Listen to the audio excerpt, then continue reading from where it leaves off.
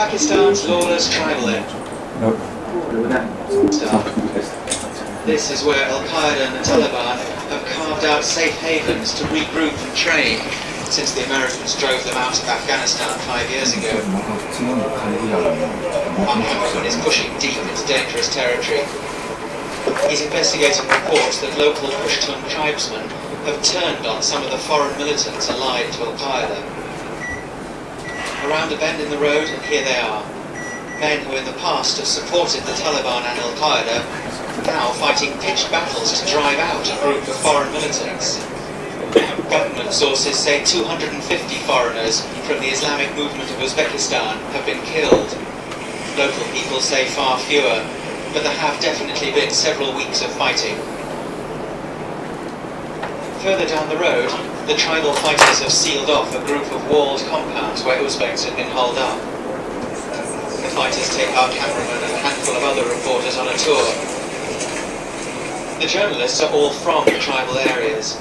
Outsiders, even other Pakistanis, hardly ever get permission to report from here, and even then it's too dangerous to move around freely. The fighters show our cameraman underground chambers where they said the Uzbeks kept prisoners. We released 3 people from here. They were held for days without any food. The Pakistani government says these battles are the result of deals it's made over the last 2 years with its Pashtun tribes, who historically have largely sided with the Taliban. The agreements were that the tribes had to disarm or drive out foreign militants. In return, Pakistani security forces stopped their own operations, which had deeply alienated the tribes, as well as costing 700 soldiers killed. The Pakistani police and paramilitary forces are still here, but mostly safely inside the walls of police stations, like this one in the nearby town of Tank. But tribal leaders in Ghana say they took on the Uzbeks simply because they were behaving like criminals and bandits. I swear by the Quran, to not move against the forces in the government. The reason is their activity. The last thing they were as guests. Definitely not. Turban, but not a Hindu. He's a Pashtun. So it's far from clear whether these men have turned against the Taliban. In fact, some sources say the fighting may just reflect clan rivalries within the Taliban. What's not in doubt is the importance of these safe havens in Pakistan to the resurgence of Al-Qaeda and the Taliban. This propaganda video, recently distributed by Al-Qaeda, shows Arabic-speaking volunteers training in a landscape which looks very much like the tribal areas of North or South Waziristan. The message of the video is that Al-Qaeda's training camps are open for business again and looking for recruits from all across the Muslim world. The chief trainer is Abu Yahya Libi, a Libyan who escaped from the US prison at Bagram Air Base in 2005. Military operation is an absolute duty for every Muslim. You must not stop any Muslim in their limit. God said, How many years are they doing this kind of war? Well, basically, since the inception of Pakistan. 1980s. So it started actually in 1947. Okay, 50 years? Is recruiting and training suicide bombers by the hundred. Every one of these young men with a white strip of cloth around his head has signed up for what we call suicide and they call martyrdom. Abdullah has watched suicide bombing reduce Iraq to chaos and is determined to import the tactics to Afghanistan on a massive scale.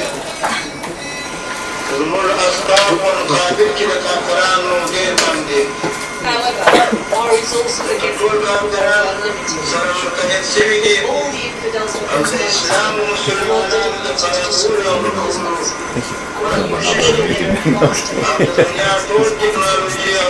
So I intend to protect the Muslims successful. Eat your guts, your penny, your flesh and bones into your hands. We don't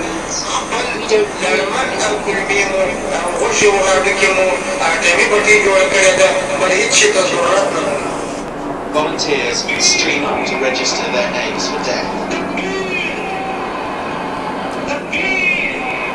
Dardalla's main targets are American, British and other foreign forces in Afghanistan.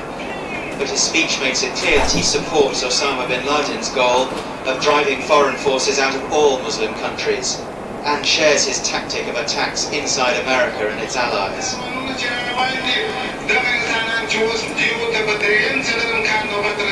These volunteers will have their turn in the next 2 to 3 years. The reason we register them is to prepare them mentally to carry out their mission, even in America, and even if we ourselves die. They will carry out attacks such as you have never experienced before.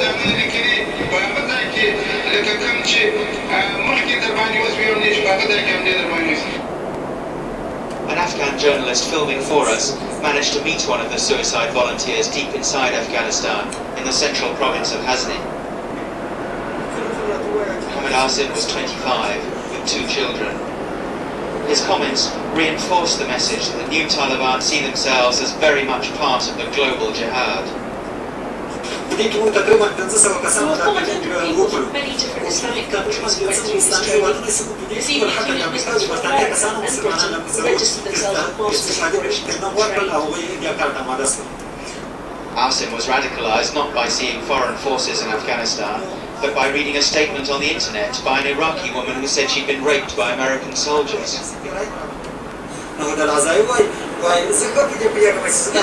says, I understand the media to have been raped with black. I told my story so that someone would take advantage of American these barbarian savages. Historian Lieutenant Azai believes my volunteer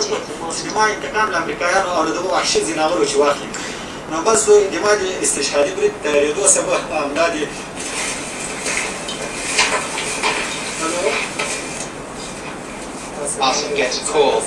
It's the order to go. He doesn't hesitate. He puts on a jacket packed with explosives, wires poking out of the pocket for the detonator. He says farewell to his commander and heads out. In fact, we discovered later that Asim's mission was aborted, but he was killed later in fighting. And that fits a pattern. The suicide bombers in Afghanistan appear to be much less effective than those in Iraq. Preparations are elaborate, as here in this Fire video. The bomb makers painstakingly assemble a car bomb out of mortars packed into metal crates.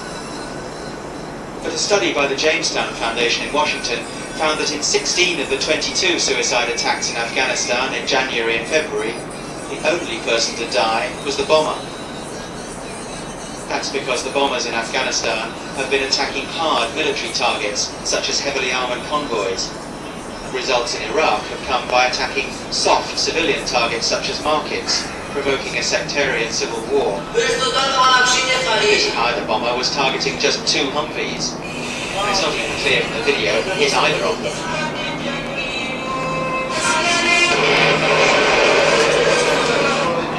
But if Taliban and Qaeda camps really are training suicide bombers from all over the world, then failures in Afghanistan may mean nothing. Sooner or later, some of these volunteers may strike London or New York. That's why they... Okay, so looking at the time.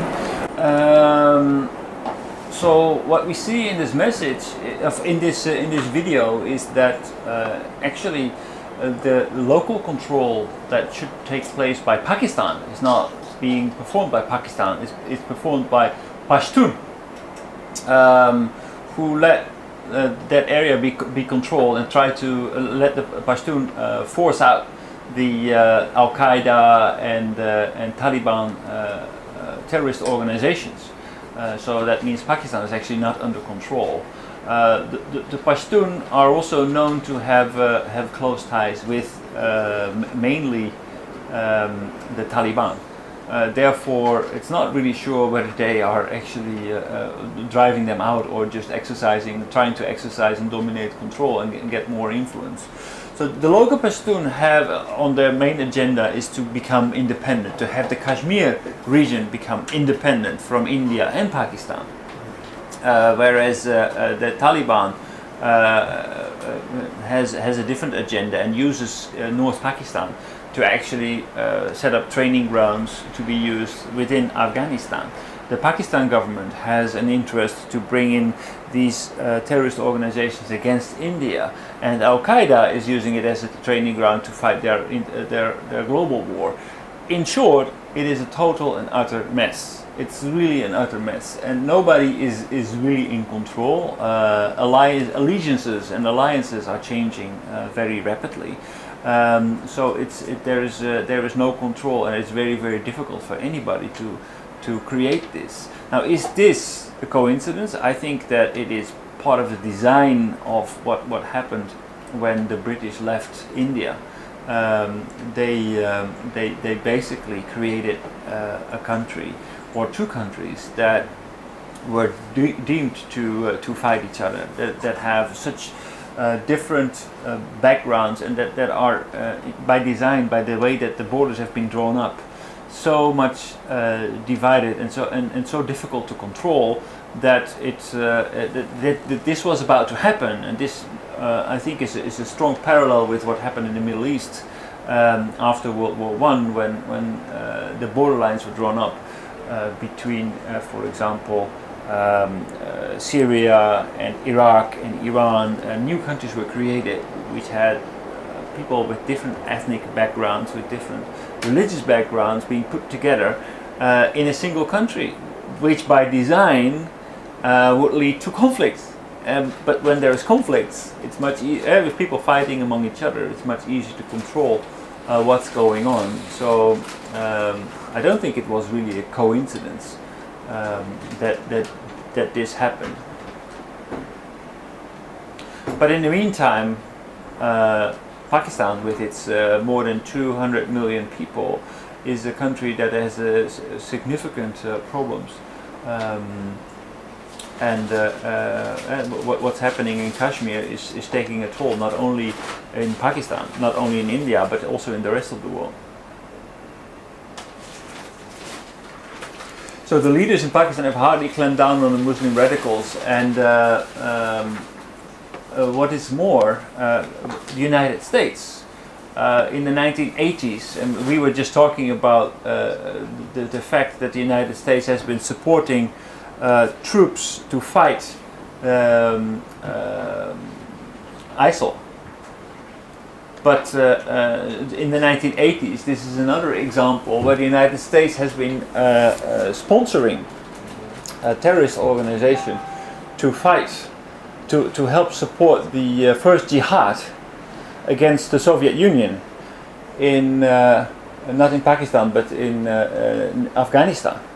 Afghanistan was occupied by the Soviet Union, and there was this war against the Soviet Union, sponsored by the United States, by the CIA, who helped and armed this terrorist organization, and that basically created a big mess in Kashmir region, and with war, with drugs, and well, basically completely destabilized Pakistan.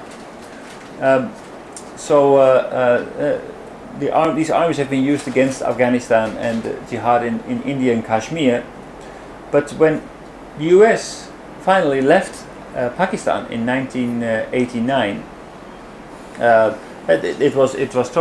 were a lot of troubles, and in 1990, as a thank you to Pakistan, US implements sanctions because of their nuclear program in Pakistan. So basically they turn 180 degrees and turn themselves against Pakistan. And I already mentioned this, that Clinton claims that Pakistan is Kashmir, northern Pakistan, is the most dangerous place on earth. So in this country, who is calling the shots here? Looking at the political situation, we have actually three major sources of power. There is the Pakistan People Party, that is a center-left progressive party. It was already mentioned here, the Bhutto family. Benazir Bhutto was the first female president of Pakistan. Her father was the founder of the Pakistan People Party. They are the center-left party. Then we have the Pakistan Muslim League, who's currently ruling the country. Sharif, conservative right leader, Sharif, basically they have the support of the Muslims, but on the other hand, they have also constantly, the 3 times they were in power, they have constantly created issues with the economy because under their leadership, corruption, nationalism and stagflation became rampant. The first time that this happened, the Pakistan Muslim League, Zia-ul Haq stepped in. Zia-ul Haq is one of the military leaders because in between the ruling of the Pakistan People Party and the Pakistan Muslim Party, the military stepped in frequently to restore order. We had Ayub Khan, Yahya Khan and Zia-ul Haq. So Yahya Khan was the ruler, the president, when Bangladesh became independent of Pakistan. She was responsible for many deaths, and under Yahya Khan, many problems occurred, which led to the split up of Pakistan, East and West Pakistan. Zia-ul Haq, maybe you remember him, the guy with the toupee and the moustache, was also caused many problems. And Musharraf was basically a puppet of the United States, but not really, because Musharraf also had this dual agenda, where he was on the one hand supporting the United States in their fight against terrorism, their war against terrorism, but on the other hand was using the terrorists as a trump card against the Indians.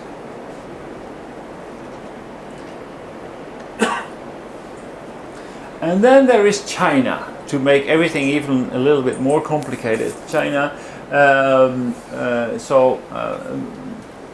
Pakistan became friends with China after China attacked India in Kashmir, because my enemies are my friends. When China became the enemy of India, or maybe they were already their enemies, I'm not really sure about that, but when they joined in, actually Pakistan welcomed them as being the other front against India. And the relationship with Pakistan and China became very good. Actually, Pakistan helped to arrange for the first visit of President Nixon to China, which was a very significant world event. And China has been investing heavily in infrastructure in Pakistan, which is one of the key points, one of the key problem areas. And they have developed Gwadar. Gwadar is a port here in this area. Gwadar, it's a port that is it's a deep sea port, so it's capable of having big oil tankers coming in and coming out, and which is actually basically something that connects the Middle East, Saudi Arabia, and other areas, other oil producers with Pakistan and with China. So it's a very big strategic importance. For Saudi Arabia, Yemen, and Oman, Pakistan is the gateway to China, and vice versa.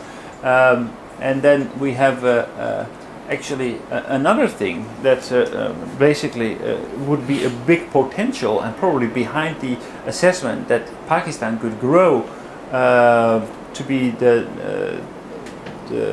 30th largest economy by 2050, is that if India and Pakistan would decide to no longer fight but work together, there would be a big potential because of the potential of India.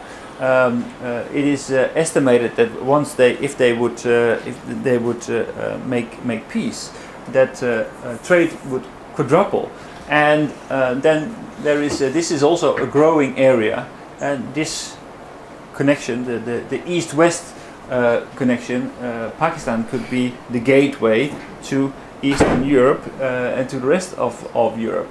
So this is also like very important to realize that Pakistan, even though it is economically maybe not doing very well, it has a lot of potentials. It has a lot of potential, both for China, for the Middle East, as well as for Eastern Europe. But they also have problems, and we cannot close our eyes for these problems. The number one problem that is terrorism, because they don't have control of the country. Another problem is poverty. Even though the Gini coefficient is not very high, it's medium, but given that there is so little money to divide, that is to be expected. But there is actually no middle class, so there is almost no middle class. Which is kind of ironic because Pakistani overseas are very often the middle class of other nations. But within Pakistan there is no middle class. Electricity, there's stable supply of electricity is a problem. Education, especially for women, is a big concern. The Nobel Peace Prize winner, it was from Pakistan, the girl Malawa. Who put this problem with education on the map. Then there's a shortage of investment, overseas investment. However, as we have discussed before, Japan has invested heavily in Pakistan. China has invested heavily, especially in the infrastructure. Water shortage and water quality is a problem. Unemployment and bribery. Basically, if you want to get a job, you need to pay. You need to have family members who are willing to pay for you. Drug abuse, because there is no control in the north. It's very it has become very easy to bring drugs in and out of the country, and this is flooding the local market in Pakistan. Healthcare, life expectancy is low.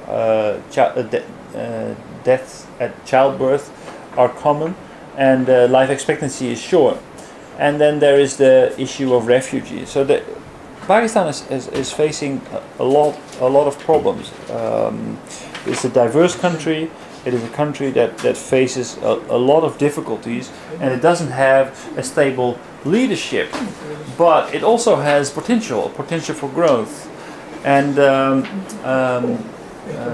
I would like to conclude today's presentation after looking at Pakistan with the question, okay, so we have quite a few Japanese companies in Pakistan, but in your opinion, is Pakistan an opportunity for Japan?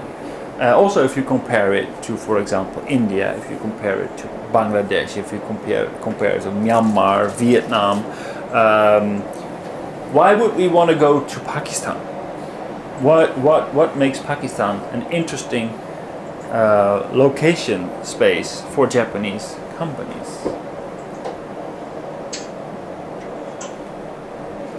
What do you think? I have no idea about this country. But after seeing what you've seen, listening to what we have discussed, what are companies like, for example, Suzuki and Honda doing in Pakistan? Why did they choose Pakistan to manufacture motorcycles, cars? The domestic market is, but they don't have the means to actually buy cars. They have a GDP of nominal GDP of $1,350 US per head. The Gini coefficient is rather minimum. If there would be a very large upper class, I could understand it, but there is not really a group of people that have a lot of money or a lot of means to pay. Like in China, you have there's also many poor people, but there's also a very large group, like 300 million people, who could easily afford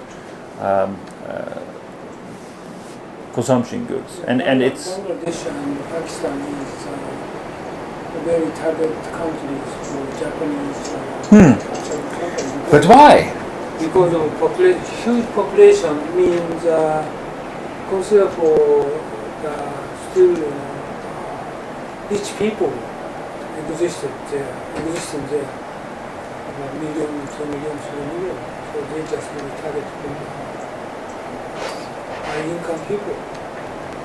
It's good enough, you know. But is that enough, for example, to start manufacturing motorcycles there? Because the local market is not so big. The other way is they try to move into factory there. And also factory, but that export. Not selling that country. But also they have like 5 million people, maybe consumer oriented target might be enough for doing selling something there.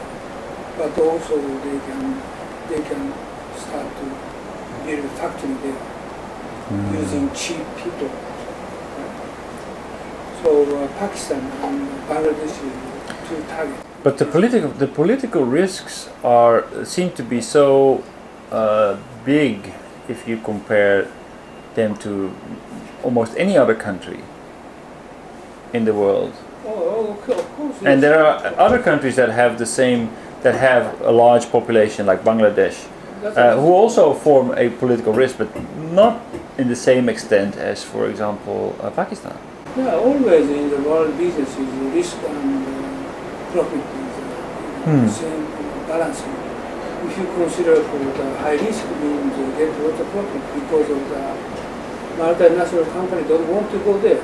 So it means medium small size companies has good opportunity to get resources. Well, apparently many people agree. Many people in Japan agree because what we saw in the company list, there are many like small small Japanese companies who go there to produce medical equipment and fishery and what have you. I can tell you, for example, most highest risk country is Syria in the world. So it means I'm 20 years younger. I'm moving to Syria to get lots of asset resources from there. This is very cheap. Many people sell gold and jewel, diamond, and beef from Syria. Okay, I'm going to open some sort of shop there. Okay, we're going to pawn shop. We're going to buy urine asset, right? So this is big opportunity if we're going to stay in Syria. Damascus is the best. So the more rotten the country, the bigger the opportunity is what you're saying. If I'm 20 years younger, I'm moving to Syria, Damascus. It's a big opportunity. Damascus. Right? And also I buy stocks in Damascus. Stock When I was 20 years younger, I was in Damascus. Right? This is a big opportunity. So we can buy real estate there, very cheap. But just 5 years later, 10 It's times, just 100 times. to be hopeful that you would actually live to enjoy the fruits of your investment. But Right? Excuse me. So from my point of view, because I was in Saudi Arabia and many friends of Pakistani, and from the site from the Saudi Arabia, Pakistan is a brother country, and very in the area of the Islamic or even Arabic countries. So Pakistan is maybe good manufacturing point for Arabic countries because of this transportation, sea, and also the high population and modest education. So the people there, and especially in a Gulf area, in an Arabic country, money is there, but no labor. no labor. force. And even let's say Saudi citizen or Qatari citizen, they don't work at all. They don't work. From the entering the company, where is my manager? Labor like that. So I think Pakistan is a good place to deliver the products say, manufactured products to Middle Eastern countries.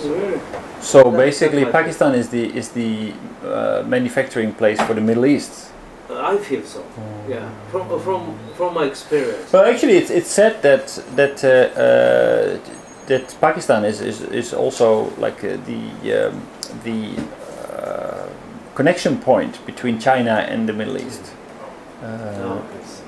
So that could very well be given the good relationships. Given exactly. When I was in Saudi Arabia, China is still peanuts at that time, 20 years ago. China is not so big like that presently. But now the Chinese company are moving down to Pakistan, right, for investment. Yes. Yeah, very much. They invest a lot. They and obviously there is a big advantage for them if they can create a pipeline that will connect China with the Gulf. It will be very beneficial. It will give them direct access to the Gulf area. Now they're trying to get through Myanmar and that area, but at the other side of the Gulf, that's even more interesting. It means Pakistan is very big opportunity for for investment by Japanese or American all over the world. But most problem for Japanese, they are not interested in investing for those countries. And I think the big behind. They don't know what about Pakistan. This is pity. But I think actually Pakistan is also a big risk because of the chaos that exists in the north. And I don't know how well it's same, but risk and profit is both sides. Because but if you don't, like for example, if I were a terrorist in Kashmir, and I wanted to target, for example, the international community, then why would I take the risk and go overseas and try to get into a country where you have local companies, international companies working in Islamabad, in Karachi, that you can attack directly without having to cross the borders. You have direct access. So I would be very, very concerned about the risks of terrorism for my country, for my company, if I were to set up shop in Pakistan. But if you're going to sell medicine in Karachi, you can just only sell your medicine the same price as all over the world. But if you try to sell medicine in Kashmir, you can sell 10 times. Right? Absolutely 10 times. So if you want to get money, profit, you need to take risk. So if you try to avoid risk, okay, you can get profit. This is up to you. All right? So if you're going to build a factory or whatever. Yeah, but this is what surprises me, because actually Japanese companies typically do not strike me as the companies who take a lot of risk. Oh yeah, this is a problem. The American people recently, my friend told me a couple of days ago, I met with him, he wanted to leave Japan because Japanese companies, they never take risk recently, and especially past 2 decades. Terrible. They try to chase it for a more conservative, stable approach instead of taking risk. So the Japanese, I was consulting before, Japanese company don't take value, approach, don't take a valued approach, instead of they try to avoid risk. So this is as you know. But why do we see them in Pakistan in such large numbers? Japanese is 100% in safe country, okay? Pakistan is 20% safe country. Which country do you want to invest? Okay, American told me he don't want to invest any money in Japan anymore because too conservative, no risk. Okay, no risk means no profit. What is your view on that, Ishak-san? Because actually you have been working in companies that are operating overseas in countries that are not particularly considered to be very safe. So how do you see Japanese companies operating overseas?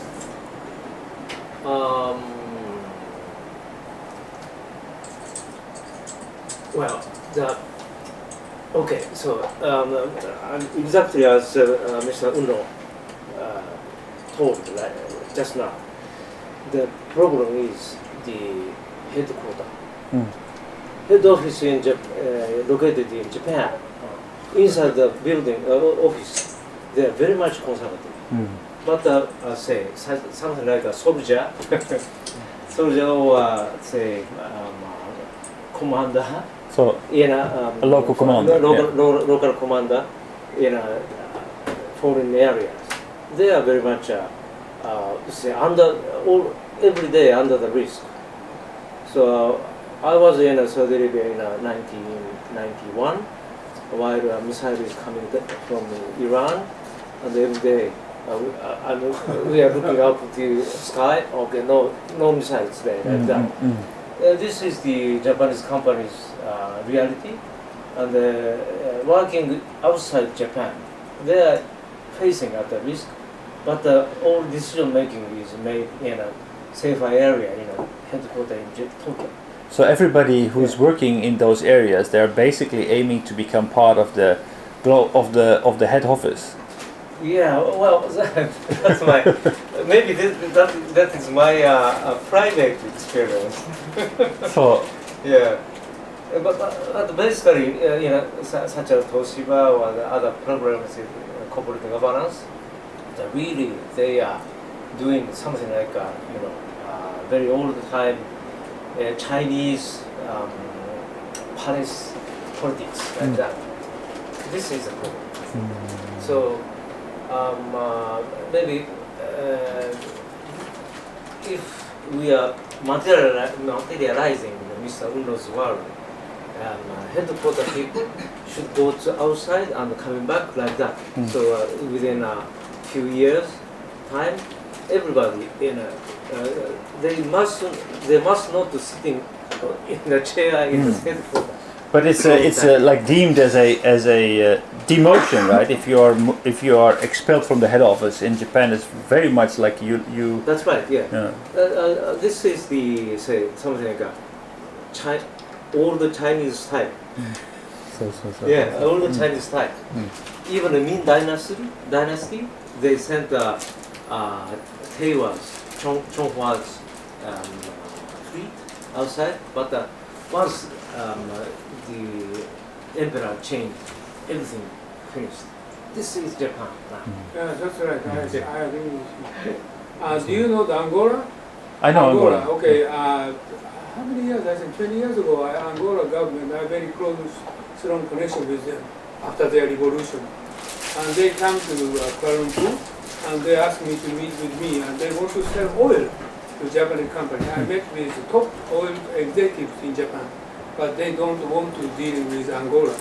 But CNPC of China, they did strong connection with Angola, started. They get both like, Angola is now on the map. They almost they have the Chinese flag now. Yeah, Angola now is China's largest import from Angola. And Japanese lost. Angola is now really suffering from the fact that the Chinese economy is not doing well. Yeah. This is the same. Pakistan the same. So we have big opportunity to invest Pakistan. Okay, just not only rich people, we can invest money to buy real estate in Angola. Pakistan, capital. So you can get money 10 times, 5 years later, right? This is Afghanistan. Syria 100 times. You can buy some building, just a bomb already. Bomb building, just you can get 100 times bigger money if you invest. Well, money. sometimes you are surprised. Like for example, the cost of living in Yangon is in a country that is basically very unstable, is very, very high. Yangon is Myanmar? Myanmar. Where is Yangon? In Myanmar. Myanmar In the south part of Myanmar. Capital, right? It's Naypyidaw. Naypyidaw. Yangon is a large city? Naypyidaw is a relatively large city. Yangon. But Yangon is basically Yangon is the new name of Maybe this is my friend lives there. This is a stable, safe. Well, Very safe. My friend, the lady lives there, working for JICA. It's Oh yeah. Well, I'm currently working with Yangon and Naypyidaw. It's very safe. No The cities are okay, but the rest of Myanmar, like you can feel very safe in the cities, but there is a big mess going on outside of Yangon and Naypyidaw, and you can invest money. this is very near. Too expensive now. It's very expensive. No, but this is just you can guess. 5 years before, that place is very cheap. The same as Pakistan, same as Afghanistan. But 5 years later, the price is Myanmar is 100 times more expensive than 5 years ago. 100 times. Right? Do you know that? So let's book a flight to Islamabad. Exactly, yes. Yeah, that's right. So, but Japanese people don't know have that money. Very recently, a couple months ago, renminbi is devaluation, right? This case is rich people, global level people invest money to China, and they got lots of money because they did know how to get money. The same thing. So the private investors are all paid. You have the money, $1 million, I invest money to China. Same thing happened. If I have money, even though $1 million I have invest money to Pakistan, I got 5 times, 10 times, and 5 years later, it's 100% sure. Or nothing. Yes, of course. Or nothing. This I tell you, this is risk and profit. High risk, high So. High risk, high return. This is a So very. this is like Chinese gambling. Just That's right. That's the reason why if I'm 20 years younger, I'm going to Pakistan. I get money. And do you know that Pakistan lady is so beautiful? No. And also women traffickers. Lots of business are doing there. It's very cheap. Okay, this is the same thing all over the world. Same, right? Like now is Pashtun, not Pashtun. And Myanmar's, what the name of The Rohingya. Rohingya. Rohingya people is very cheap. Very cheap. Okay, I need to wrap it up. It's past 9, and I actually need to be in the office in 20 minutes. So.